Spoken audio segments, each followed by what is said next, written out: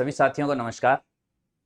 मैं संदीप कुमार जुड़ता हूं फिर से एक बार आपके साथ दी अचीवर्स चॉइस के ऑनलाइन प्लेटफॉर्म की थीम और जिद MGGS 2024 के साथ।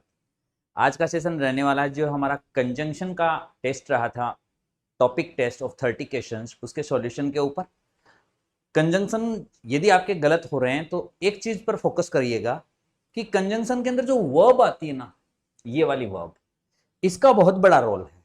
ये वर्ब आपको फाइनल बताएगी कि कौन सा सब्जेक्ट जो है वो प्रभावी है।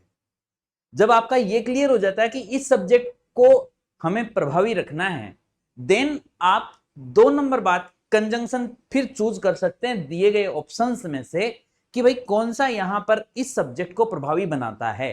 तो 30 के 30 क्वेश्चंस हम इसी बात के ऊपर देखेंगे और मैं आपको अश्योर करता हूं साथियों, ये 30 क्वेश्चंस में आपका जो भी गलत हुआ है वो यही गलत होकर रह जाएगा। बस इस थीम को समझिएगा, फिर डन है। देखिए, कंजंक्शन का वाक्य गलत नहीं होगा। आ जाइए, पहला वाक्य था Harshita blank her sisters is hard working girl.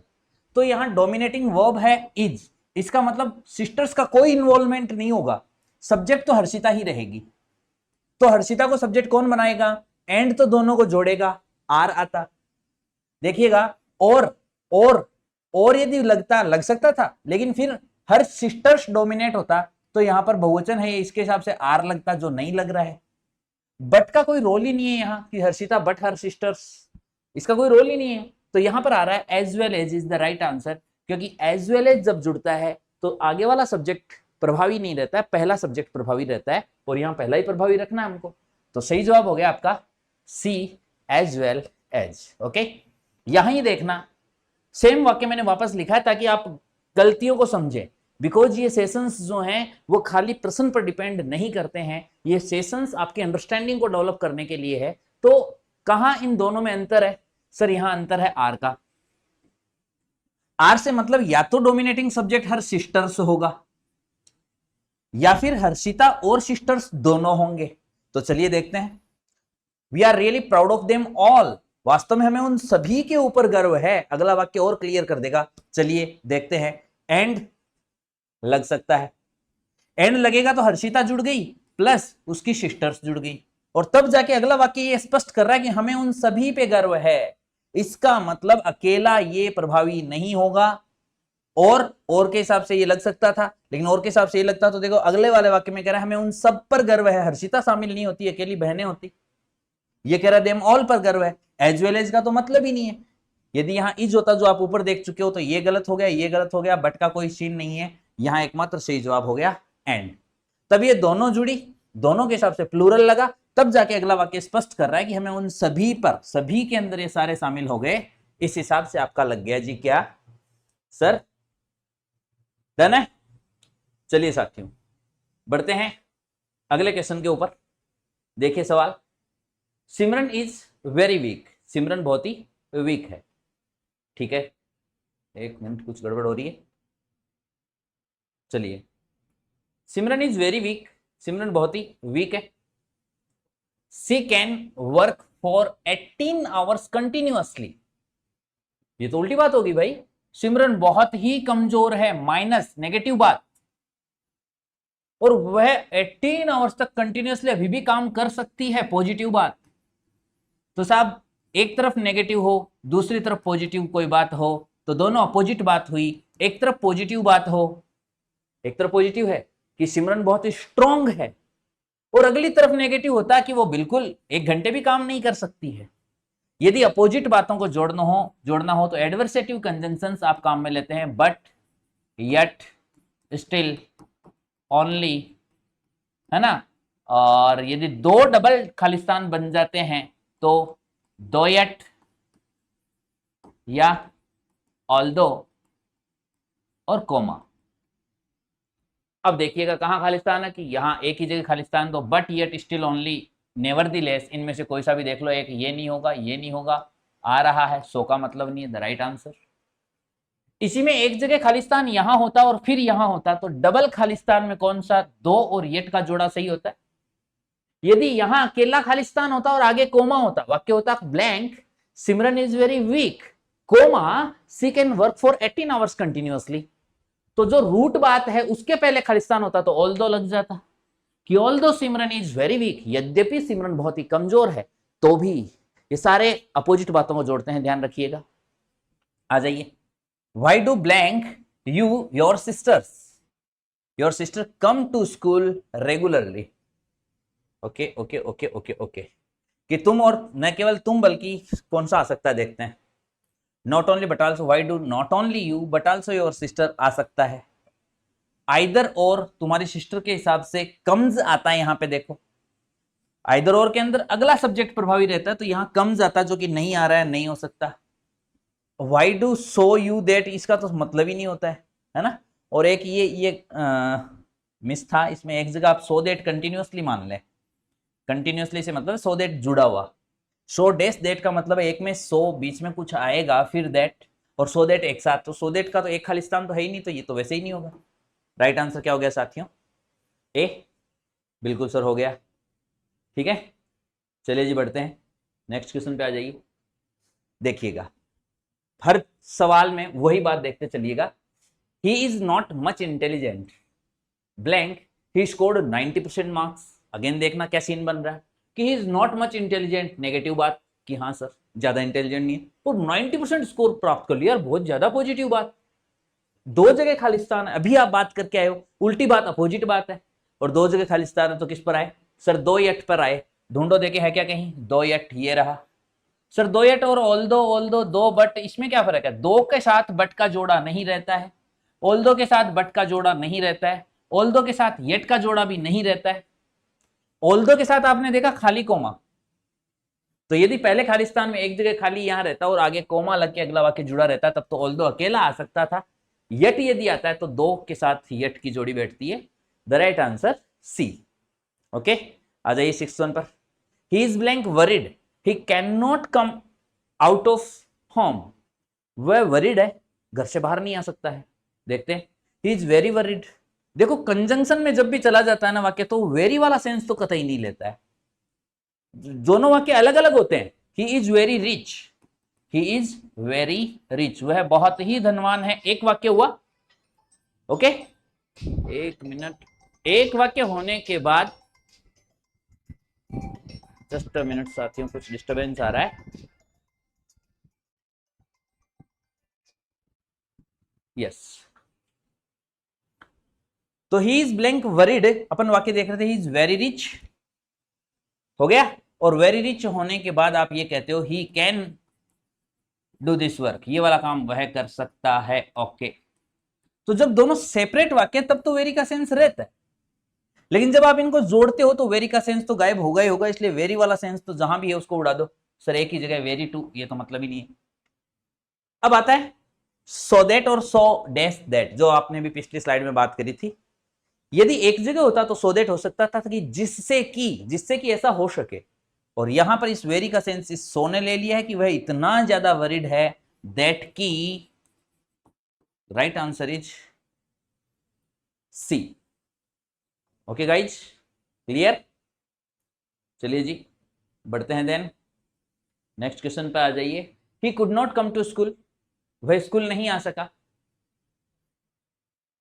क्यों नहीं आ सका? ही इज इल, वो बीमार है। शायद इसको देखते ही बहुत सारे बिकॉज ऑफ कर देंगे, बिकॉज ऑफ बिल्कुल नहीं होगा। बिकॉज ऑफ जो है वो बिकॉज का प्रेपोजिशनल रूप है। यदि ये बिकॉज ऑफ आता तो इसका मतलब मान लीजिए कि यहां प्रेपोजिशन है बिकॉज ऑफ, और किसी भी प्रेपोजिशन के आगे वाक्य नहीं जुड़ता है, बल्कि इस वर्ब की डायरेक्ट आईएनजी फॉर्म करके आप जोड़ सकते हो। तो ये यूं तो बन सकता था बिकॉज ऑफ बीइंग इल, कि इल इसकी आईएनजी फॉर्म हो गई बी के अंदर आईएनजी, कि बीमार होने के कारण वह नहीं आ सका। तो ऐसा तो है नहीं, हमें तो कंजंक्शन जोड़ने हैं भाई, तो ये तो बना ही नहीं। यदि यहां बिकॉज होता तो हो सकता था।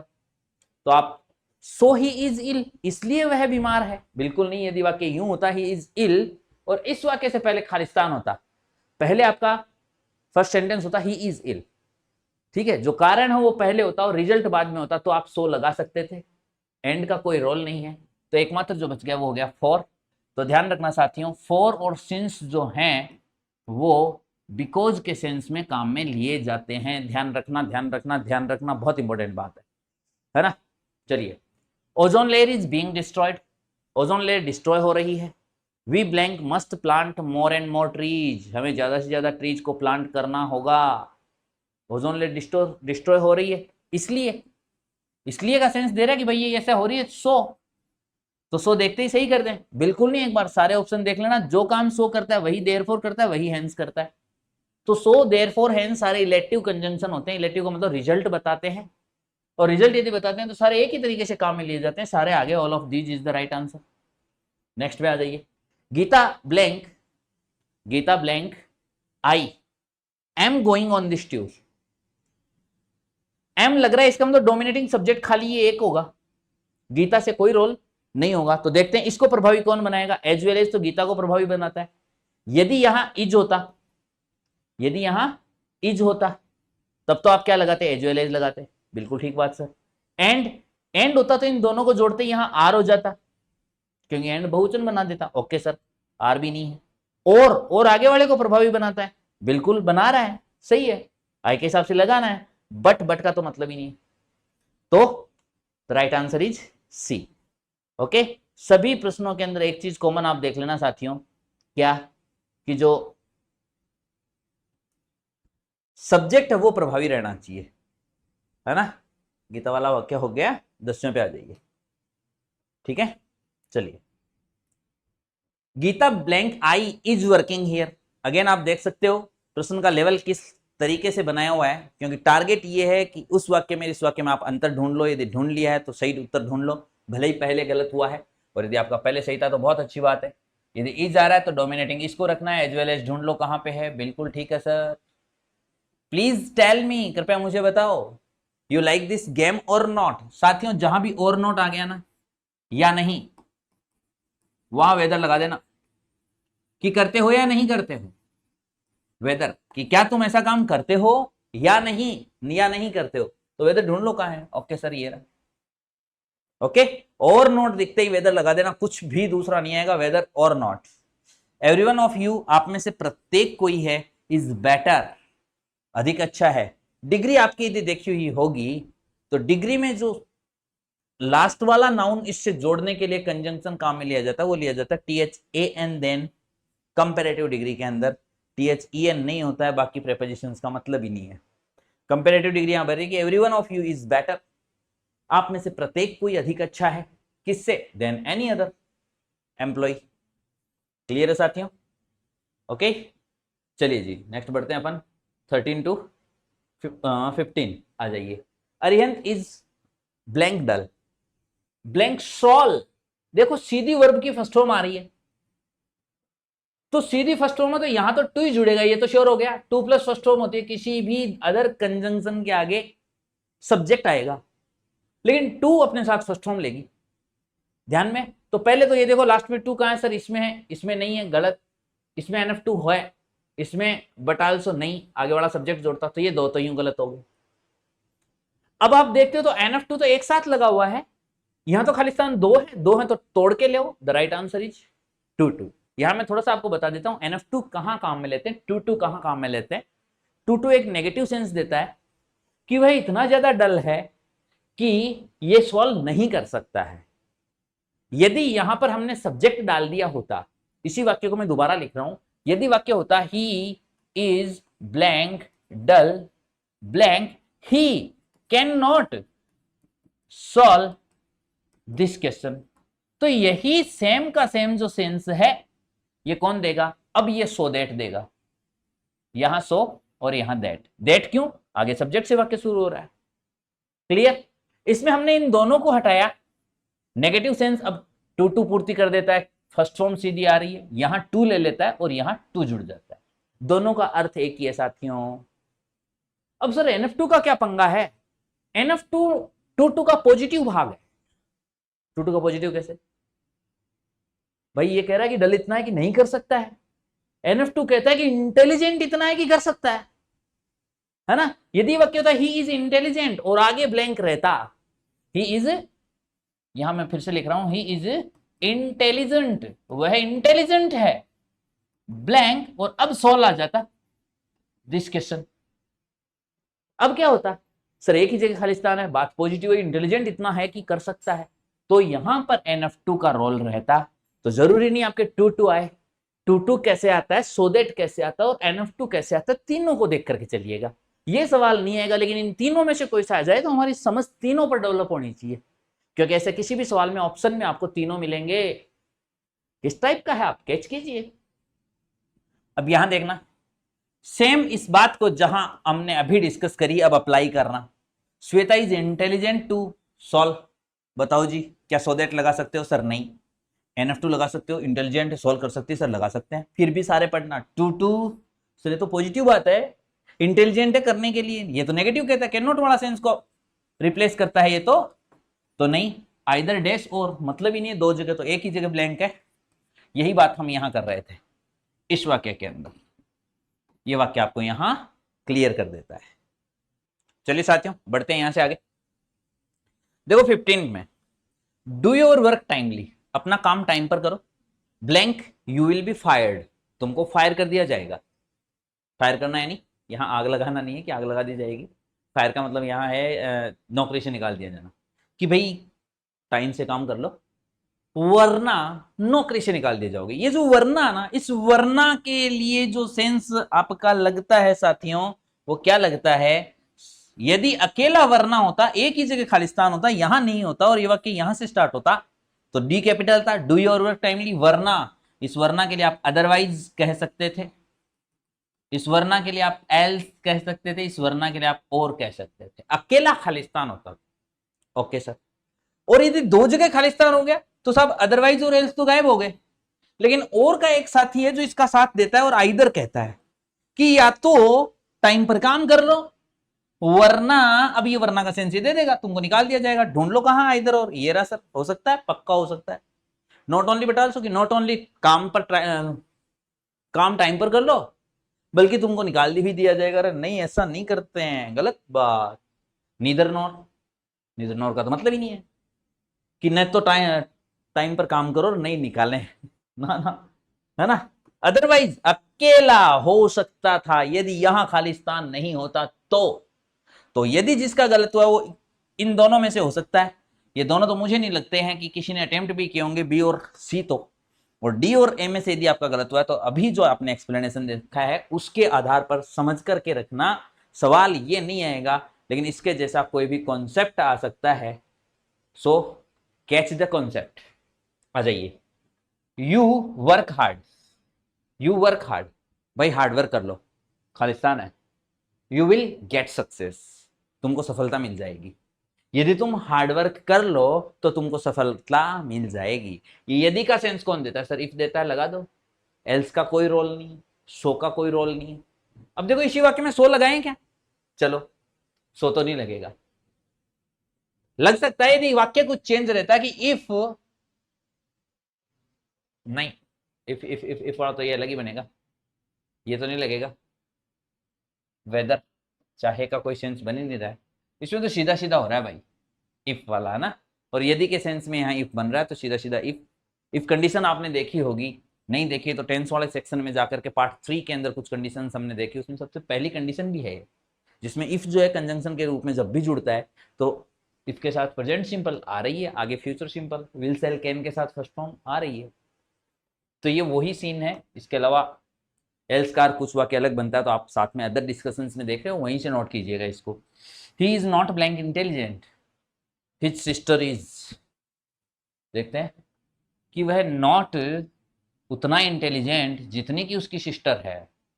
यदि आपने डिग्री का वाक्य देखा है और नहीं देखा है तो देखिए ये सारे टॉपिक एक दूसरे के पूरक है ना।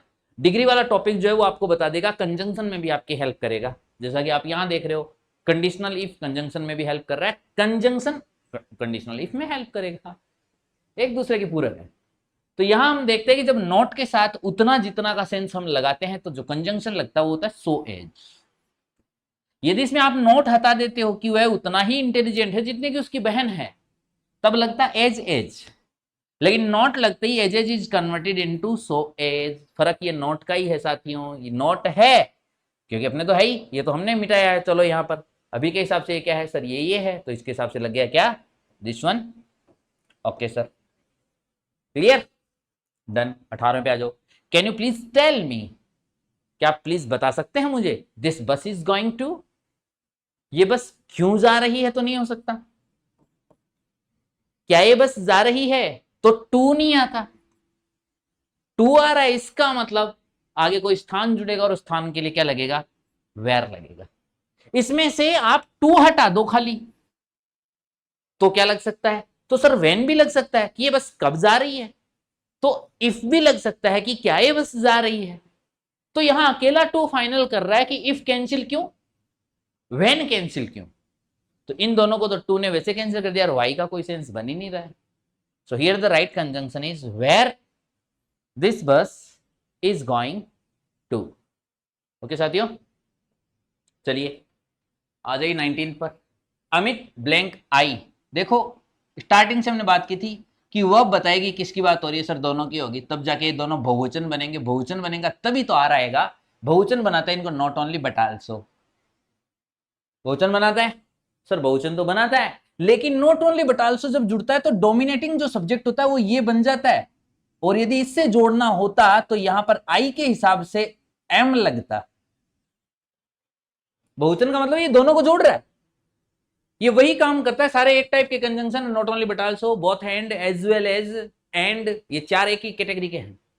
लेकिन नॉट ओनली बट आल्सो जब जोड़ रहा है तो वो ये कहता है मेरे को तो अगले सब्जेक्ट के हिसाब से चलना, तो ये तो अगले के हिसाब से नहीं चल रहा है, इसलिए ये तो हुआ गलत। एंड या बोथ एंड, दो जगह खालिस्तान, तो बोथ एंड बिल्कुल हो सकता है। आइदर और ये कहता है मैं जिस तक पहुंच गया इसके हिसाब से वर्ब ले लूंगा, तो यदि यहां पर एम के साथ वाक्य आगे बढ़ता तो ये हो सकता था। नीदर नॉर, वही वो बात है कि आगे वाले के हिसाब से लेता, तो ये भी हो सकता था यदि एम होता तो, लेकिन आर है, दोनों को जोड़ा जा रहा है, the right answer is B. Okay, अगला देखिएगा, सेम वाक्य देखने को मिलेगा, आपने पहले भी देखा। प्लीज टेल मी, कृपया मुझे बताओ, यू वॉन्ट फ्रॉम मी, मुझसे चाहते हो, क्यों चाहते हो, कब चाहते हो, क्या चाहते हो। देखो क्या अर्थ बन रहा है कि कृपया मुझे बताओ तुम मुझसे कब चाहते हो, यदि ये होता तब तो जो चीज चाही जा रही है वो यहां लिखी रहती कि तुम मुझसे मोबाइल कब चाहते हो, तुम मुझसे गिफ्ट कब चाहते हो, ये मुझे बताओ। लेकिन वो है ही नहीं कि क्या चीज चाहते हो, तो दिमाग में पहला सवाल उस क्या के ऊपर उठता है, और क्या पर उठता है, तो इस क्या वाला इंटेरोगेटिव प्रोनाउन ही यहां रिलेशन बनाने के लिए कंजंक्शन का या रिलेटिव प्रोनाउन का काम करता है। तो यहां राइट आंसर होगा व्हाट, और इन बातों को आप रिलेटिव प्रोनाउन वाले सेशन में भी देख चुके हो। अगेन हमने कहा कि टॉपिक एक दूसरे को जोड़ते हैं, देखो यहां रिलेटिव प्रोनाउन कंजंक्शन को जोड़ रहा है, कंजंक्शन रिलेटिव प्रोनाउन में एक दूसरे को सपोर्ट करने वाले वाक्य बनते हैं। आ जाइए, एवरीवन इज, प्रत्येक कोई है, much busy with their work, ज्यादा बिजी अपने काम के साथ, they care for no one, और वो एक दूसरे की परवाह नहीं करते हैं। आगे वाला देश से जुड़ रहा है तो कंजंक्शन तो देट जुड़ना चाहिए। आ जाओ, वेरी का सेंस लेगा नहीं, क्योंकि वाक्य जब जुड़ा हुआ है तो ये वेरी कट जाता है, इसका सेंस सो ले लेता है। सो देट एक जगह नहीं टूट करके है, तो सोर देट, देखो ये रहा। Okay, the right answer is कि everyone is so much busy, हर कोई इतना ज्यादा बिजी है, अर्थ वही होता है कि बहुत बिजी है, लेकिन कंजंक्शन में आते ही वेरी नहीं आएगा, एडवर्ब नहीं आएगा, अब कंजंक्शन के रूप में शो देट आएगा। तो इसलिए आपका सही जवाब हुआ 21वें में डी। और इस बात को आप पिछले उस वाक्य में डिटेल भी देख करके आ चुके हो, सो देट कब, एनफ टू कब, और टू कब, है ना। चलिए बढ़ते हैं यहां से आगे, 22 के अंदर बात कीजिए। Blank did she come to me, बहुत अच्छा वाक्य है साथियों, बहुत अच्छा वाक्य। Did she come to me, we left, हम चले गए। दो सेम टेंस को या तो एज सुन एज जोड़ता है, यहां मैं तीन की बात करूंगा, देखना कि खालिस्तान सी कैम, वी लेफ्ट। मैं छोटा वाक्य ले रहा हूं, इस वाक्य से समझ जाना। तो यहां हम कहना चाह रहे हैं कि जैसे ही वह आई हम चले गए, दोनों तरफ सेम टेंस से तुरंत एक्शन दिखाती हैं कि ये आते ही हम निकल गए, तो तुरंत एक्शन दिखाने के लिए हम काम में लेते हैं एज सून एज। क्लियर साथियों, ये वाक्य यूं आता कि सी कैम, वह आई, ब्लैंक वी लेफ्ट, हम चले गए। इसको एज सुन एज नहीं जोड़ेगा, इसको एज सुन एज का काम यदि यहां खालिस्तान होता तो एंड जोड़ता। ये दोनों भाई भाई हैं, 4 भाइयों की बात करेंगे हम कि वह आई और हम चले गए। तो यहां एंड भी क्विक एक्शंस, यानी पहली एक्शन होते ही दूसरी पर इफेक्ट दिखाना हो, एंड इस तरह लगता है और एज सुन एज इस तरह लगता है। डन। तीसरा क्या होता है सर? तीसरा होता है, देखिएगा मैं यहां ऊपर लिख देता हूं, तीसरा अच्छी जगह है, समझ पाओगे आप। पहला, दूसरा, देखना, यदि इसमें हमने इस वाक्य को तोड़ करके लिया, डिड सी कम, तोड़ने का मतलब है इस वर्ब को तोड़ो, तो कैम V2 पास्ट सिंपल, तो डिड प्लस कम, तो इस तरह से बनती, और आगे अब वापस खालिस्तान और वी लेफ्ट। यहां भी सेम टेंस है, यहां भी सेम टेंस है, लेकिन सेम टेंस उस हिसाब से नहीं है। तो इस जगह हम लगाते हैं नो सुनर, नो सुनर, और इसका भाई होता है साथ में THAN, देन। मेरा मानना यह है कि MGGS का पेपर इतना भयंकर नहीं आएगा, तो नो सुनर भरवाना है तो आपको देन लिखा हुआ है और नो सुनर भरवा ले। हम तो इस हिसाब से देख रहे हैं कि कुछ भी भरवा ले, हमारा तैयार रहे कॉन्सेप्ट, है ना। तो ये तो बात हुई कि चलो पेपर में क्या था, बाद की बात है। यदि टूटा हुआ है इस हिसाब से तो हम लगाएंगे क्या, नो सुनर देन।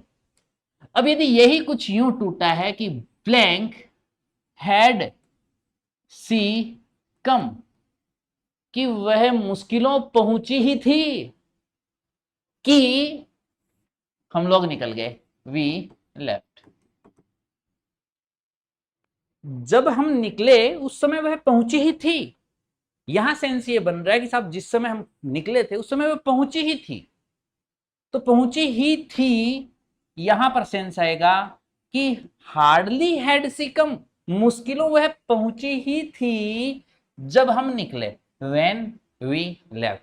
पता यूं चलेगा साहब, हार्डली का जोड़ा बनता है व्हेन से, नो सूनर का जोड़ा बनता है देन से, और एज सुन एज कोई जोड़ा नहीं बनाता है, एंड कोई जोड़ा नहीं बनाता है, डिफरेंट तरीके से काम में लिए जाते हैं। तो इस बात को ध्यान में रखते हुए आप भरिएगा। तो चलो हमने भर दिया, अपना अपना वाक्य देखते हैं। Did she come to me, we left, तो साहब डिड वाला जोड़ा तो कौन सा, ये वाला हो गया, नो सूनर वाला, तो यह हो गया no sooner did she come to me than we left for वगैरह वगैरह। ओके, ये वाक्य देखना, hardly had we reached the station, समझना, सेम सेम कॉन्सेप्ट रिपीट किए जा रहे हैं ताकि समझ बढ़े। तो हार्डली के साथ क्या लगेगा सर, व्हेन लगेगा, ढूंढो कहां है सर, ये रहा, लगा दो। ओके, इतना इजी भी हो सकता है, बिल्कुल हो सकता है ना। बढ़िए, next question. She left, she left, she had finished all her pending works, क्या लग सकता है, आफ्टर। यदि लगता तो आफ्टर के आगे यहां हेड थर्ड आता, कंडीशन में चले जाना, यहां कंडीशन हेल्प करेगी आपकी। बिफोर और आफ्टर की कंडीशन आपने देखी हुई है टेंस के अंदर, तो टेंस वाली कंडीशन कंजंक्शन भरने में भी हेल्प करेगी। क्या कि यदि आफ्टर लगाते तो आफ्टर के बाद में हेड थर्ड होता है, यहां तो सेकंड है, इसका मतलब ये तो नहीं लगेगी। इफ सी लेफ्ट, यदि वह चली गई, सी हेड नहीं, बिफोर आ सकता है कि बिफोर से पहले, बिफोर यानी पहले, तो बिफोर से पहले हेड थर्ड, ओके, और आगे सेकंड फॉर्म, आगे सेकंड आ रही है, पहले वाला वाक्य आगे पड़ा है, हेड थर्ड आ रही है, the right answer is before. Okay, next देखना, अगेन कंडीशन हेल्प करेगी, he will have built, he will have built, future perfect tense में टाइम बताने के लिए बाई लगता है। Will have left a new house by the time his father finds a suitable match for him, तो यहां by the time right answer. Future perfect वाला याद ही होगा, उसमें बाई प्लस टाइम रहे या बाई प्लस इवेंट रहे तो फ्यूचर परफेक्ट लगता है सर, ध्यान है वहां वाला, नहीं है तो एक बार रिवाइज वगैरह में देख लेना। तो यहां वो टेंस आपकी हेल्प कर रहा है कि साहब आगे वाला जो है वो बाई प्लस टाइम होगा, फ्यूचर परफेक्ट। डन। ओके साथियों, बढ़ो नेक्स्ट के ऊपर आ जाइए, लास्ट चरण पर है, और लास्ट चरण पर आते हैं इन कॉन्सेप्ट्स को आप निश्चित रूप से पकड़ने लगे होंगे। तो मैं यहां चाहूंगा कि यहां अब आप अपना गेस फिर से बनाना शुरू कर दें कि पिछला भले ही गलत हुआ था, अब क्या होगा। They have known each other, उन्होंने एक दूसरे को जाना है, blank they came here, have plus third form, तो एक तरफ have plus third, have plus been plus V1 ING रहे, हैव बीन ING, तो टाइम के लिए सिंस और फॉर लगता है, तो टाइम के लिए सिंस और फॉर लगता है, आगे जो भी टाइम दी हुई रहे, टाइम की जगह इवेंट दे दे तो इवेंट देते तो फोर नहीं लगता है, खाली सिंस लगता है। तो ये सिंस फोर वाला प्रयोग प्रेपोजिशन में आपका देखा हुआ है। तो यहां यदि इवेंट डाल दी तो ये कंजंक्शन का काम करने लग जाता है, और कंजंक्शन का काम ओनली यहां कौन करता है? सिंस करता है। तो सर यहां तो हैव बीन है ही नहीं। तो आपने टेंस में देखा हुआ, देखना कितने इंटरकनेक्टेड ये हैं, इसलिए हर एक टॉपिक एक दूसरे को समझने में आपकी हेल्प करता है।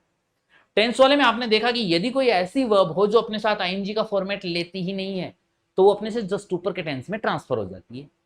तो नो वो वर्ब है जानना जो अपने साथ आईएनजी का सेंस नहीं लेती, तो ये प्रेजेंट परफेक्ट में सेंस ऊपर वाले में चेंज हो गई, तो है नॉन आ गई, प्रेजेंट परफेक्ट में शिफ्ट हो गई। ओके सर, तो यहां पर अगली इवेंट सर सिंस के साथ ली जाएगी, लगा दो। डन है, आ जाओ। They had seen the movie, they came out of the hall. आगे हेड थर्ड आ रहा है, और पीछे वाला वाक्य है नहीं जो आगे रख दिया वो सेकंड फॉर्म का है, तो आगे हेड थर्ड वाला सर आफ्टर का होगा। आफ्टर यानी बाद में, यानी कि हेड थर्ड कहां आएगा? इसके बाद में आ रहा है। बाद में वाला ढूंढो कहां है सर? ये रहा। ओके, तो यहां वही बिफोर आफ्टर वाली कंडीशन है। ऐसे वाक्यों में क्या है, जो जनरल रीडर होते हैं ना, वो देखते हैं यार व्हेन दे हैड सीन, जब वाला भी तो सेट हो रहा है, नहीं हो रहा। अरे भाई, जब मेरे बिफोर आफ्टर में यही तो थोड़ा सा डिफरेंस आता है। तो यहां आपकी ये टेंस हेल्प कर रहा है। ये टेंस बता रहा है कि मेरी लोकेशन देखो, हेड थर्ड आगे आ रहा हूं, तो आफ्टर के आगे हेड थर्ड। ओके, ठीक है, चलिए। तो इन बातों को ध्यान में रखते हुए आगे बढ़िएगा, बिकॉज साथियों टारगेट ये नहीं है, अगेन आपको कह रहा हूं कि हम खाली और खाली इन 30 वाक्यों को देखें। टारगेट ये है कि इन 30 वाक्यों के साथ आप कंजंक्शन की जड़ समझ लो कि जड़ क्या है, किस तरीके से कौन सा सब्जेक्ट डोमिनेट होता है, तो उसके हिसाब से हमें वर्ब बता देती है कि भाई उस सब्जेक्ट को कौन सा कंजंक्शन प्रभावी रख रहा है, वो आप देख लो। वर्ब आपकी हेल्प कर देती है, और सेंस भी आपकी हेल्प कर देता है। उन सभी को यहाँ इन 30 सवालों में डाल करके निकाला गया है। तो आप अपनी समझ बना के रखिएगा। मुझे पूरा विश्वास है कि निश्चित रूप से इतना निकालने के बाद कंजंक्शन गलत आपका नहीं होगा, है ना। और अब आप आने वाले मिनी टेस्ट, मेगा टेस्ट जितने भी आपके पेड कोर्स के अंदर पड़े हुए हैं एप्लीकेशन के ऊपर, आप सारे देके देखिएगा। भले ही इन 30 में गलत हुआ है, सॉल्यूशन ढंग से देख लेने के बाद अगले कोई से भी गलत नहीं होंगे। और मेगा टेस्ट भी आपको उपलब्ध कराए हुए हैं, है ना। एप्लीकेशन पर आप जो परमानेंट यूजर्स हैं, पेड यूजर्स 499 के साथ, उन सभी को आगे तक आने वाला सारा कंटेंट फ्री दिया जाना। ये हमने पहले भी कहा था, अब भी कह रहा हूँ। आगे कई ऑफलाइन सीरीज आएगी, जितने भी आएंगे सब फ्री मिलेंगे। और मैं कहता हूं कि जिस स्टूडेंट ने एग्जाम से एक दिन पहले भी ये सोच लिया ना कि मुझे दी अचीवर्स टीम से जुड़ना है, वो भी अपने प्ले स्टोर से डाउनलोड करके दी अचीवर्स चॉइस का एप्लीकेशन, और वहां पर आप अपनी सुविधाओं के अनुसार इतना कंटेंट प्राप्त करेंगे कि निश्चित रूप से आप बहुत अच्छा स्कोर यदि कर रहे हैं तो उससे भी बहुत बहुत बहुत अच्छा करोगे। टेस्ट सीरीज वगैरह वगैरह, revise test series, offline test series, है ना, मेगा टेस्ट सीरीज जिसमें पूरा 100 का पेपर ऑनलाइन चलेगा, ऑफलाइन के लिए अलग सेट मिलेंगे, और वो सारा कंटेंट हम आपको 499 में विद कोर्स उपलब्ध करवाएंगे। और अलग वो जो लेना चाह रहा है सर कोर्स कंटेंट की जरूरत नहीं, उसको हम सेपरेट करके देंगे, भाई ठीक है तो थोड़े से में ले ले। और कतई जो ये सर्विस चार्ज है, शुल्क है, सेवा शुल्क हम इसको कहते हैं, इसको कतई फीस नहीं कहते हैं। क्योंकि आप जान जाओगे आने वाले समय के अंदर कि क्यों हम इसको फीस नहीं कह रहे हैं। निश्चित रूप से आपने सोचा नहीं होगा उस रेट के साथ, उस कीमत के साथ, उस सेवा शुल्क के साथ हम आपको ये दे रहे हैं। और निश्चित रूप से फायदा लेने के बाद आप जान जाओगे कि हाँ, इतना कंटेंट इस मिनिमम राशि में हमेशा वर्द है, और इस प्लेटफॉर्म के ऊपर हमेशा ये इसी तरह वर्द रहेगा। चलिए इन बातों के साथ अंतिम सॉल्यूशन पर आ जाइए। मेन काम तो वहां है ना भाई, तो आ जाओ आ जाओ आ जाओ। He made an accident, he was talking on his mobile. तो देखिए वैन एक कंडीशन चलती है जिसमें यदि खालिस्तान यहां रहता तब तो आप वैन कह सकते थे, क्योंकि वैन के आगे V2 आता है, आ रहा है। लेकिन वैन का ही भाई होता है वाइल, दोनों एक ही तरीके से जुड़ते हैं। वाइल के आगे आईएनजी वाला टेंस होता है तो दूसरा वाक्य जुड़ता है। अब देख लो खालिस्तान कहाँ है सर? यहाँ है, तो वाइल ढूंढो कहाँ है? ये रहा सर। ओके, लगा दो। यदि इसमें यहाँ खालिस्तान नहीं होता, यहाँ होता तो सर वैन लग जाता। ठीक है, कि जब वह एक्सीडेंट उसका हुआ वो फोन पर बात कर रहा था, और यदि इसके साथ है तो while he was walking talking on the mobile, अपने मोबाइल पे बात कर रहा था। डन। 29 देखिए, the thieves heard the night watchman's alarm. जो चोर थे उन्होंने सुन लिया था नाइट वॉचमैन का अलार्म, दे लेफ्ट अवे, भाग गए। तो जब उन्होंने सुना, आ सकता है सर, आ सकता है, यहां है उसकी तुरंत एक्शन वेन की, एंड की, एज सुन एज की, है ना, अभी आपने एज सुन एज देखा है, यदि इसमें एज सुन एज होता तो सर क्या वो भी लग सकता था? देखो देखिए सेम टेंस है क्या सर, सेम टेंस है, हियर्ड और लेफ्ट, तो एज सुन होता तो वो भी लग सकता था। इसी एज सुन एज को व्हेन भी रिप्लेस करता है, कि जब तुरंत एक्शन होती है वहां व्हेन भी जोड़ सकते हो, कि जब उन्होंने सुना भाग गए, ठीक है। तो वाइल तो होगा ही नहीं, इफ और सो का सेंस ही नहीं है। डन। चलिए सर इफ का सेंस क्यों नहीं, इफ का तो बन रहा ना, कि यदि उन्होंने सुना होता तो भाग जाते, है तो सही है कंडीशन। लेकिन भाइयों मेरे, यदि इफ होता तो इफ के साथ जब V2 होता है ना, तो दूसरी तरफ के वाक्य के अंदर क्या आता है sir, would, could, should, should का प्रयोग तो बहुत ही रेयरली होता है, लेकिन प्लस V1 आता है, तब वहां इफ कंडीशन हो सकती थी।